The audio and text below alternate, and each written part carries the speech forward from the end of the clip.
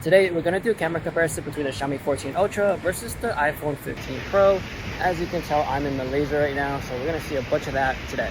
So as you may know, the Xiaomi does have two different color profiles, the Leica Authentic and the Leica Vibrant. I would say the Vibrant color profile gives you a really standard cell phone look, so very saturated and very punchy colors, and Authentic gives you a more shadowy, darker look. I prefer the Leica Authentic just because I like the colors and the darker shadows. So that's the color profile I'm going to use throughout this comparison. Now to get the obvious out the way, the telephoto lens is definitely going to be better on the Xiaomi, especially once you hit max zoom at 15x on the iPhone. It's a day and night comparison. So if you love to zoom in your pictures and you notice that you do it a lot, then the Xiaomi is obviously going to be the better choice. Another obvious thing is with the wide lens, you do get more bokeh or background blur on the Xiaomi just because it has the 1-inch sensor. If you're a regular consumer, then you probably won't care about it, or you may not even notice it, but if you are a photographer or videographer, then of course you want the lowest f-stop as possible just to get the buttery and creamy background blur. And for the ultra wide, it seems like the Xiaomi is just a bit wider, so that can help when you're in tighter rooms or situations. I feel like for the most part, people use ultra wide and wide, and they both look really great throughout the daytime.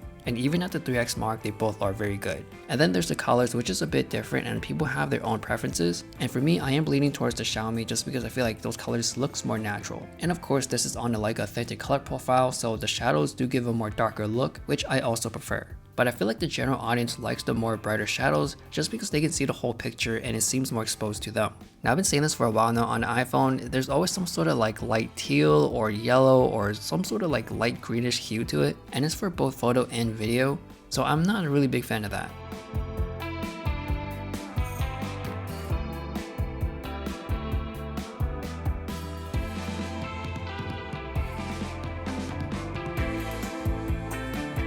And then moving on to the low light images, I feel like the Xiaomi pictures are a bit cleaner just because it has that 1-inch sensor, which really helps during these low light situations. Now the ultra wide and wide are still pretty good, but once you hit the 3x on the iPhone, that's when you see the noise coming in. Whereas on the 3x on the Xiaomi, it's still pretty clean. And of course by max zoom at 15x, you can see a lot more noise.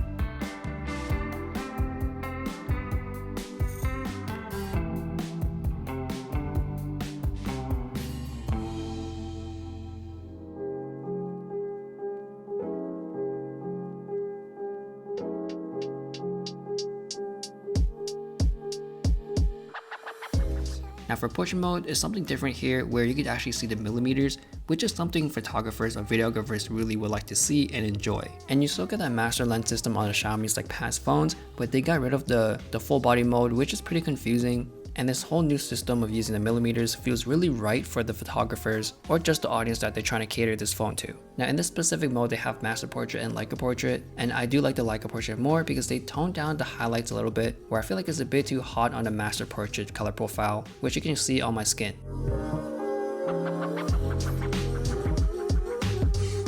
And the 1-inch sensor really helps with video as well, where the background is just a bit more blurrier, but again, if you're a general consumer, you probably wouldn't care about this. And then shooting video with the ultra wide on the Xiaomi 14 Ultra, I feel like it's one of the best stabilizations I've ever used on any phone. It definitely looks like I'm on a gimbal for the most part. And for the colors, it doesn't seem like the Leica Authentic color profile does apply to video, so as you can tell, the greens do have a bit more pop to it, whereas on the iPhone it's a bit more muted. Now for the wide, the stabilization seems a bit more even here, and also the colors are just a little bit different again. So it really depends on which one you prefer.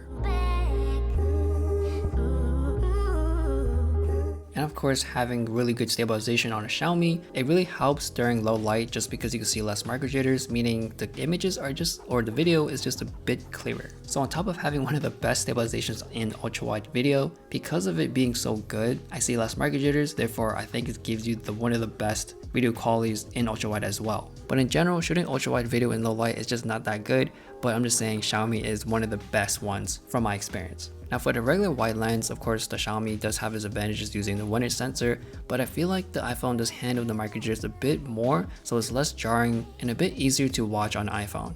So that is the comparison between these two phones, and I know the iPhone 15 Pro 3X is not the best. Of course, the 5X on the Max version is going to be the better comparison, but just in general overall, the Xiaomi is the one for photographers. So if you want to take pictures or if you want the more camera-based UI experience, then a Xiaomi will give you that, whereas an iPhone is very generic and very simple, which is obviously for the casual general consumer. So let me know your thoughts. Thanks for watching, and I'll see you guys later.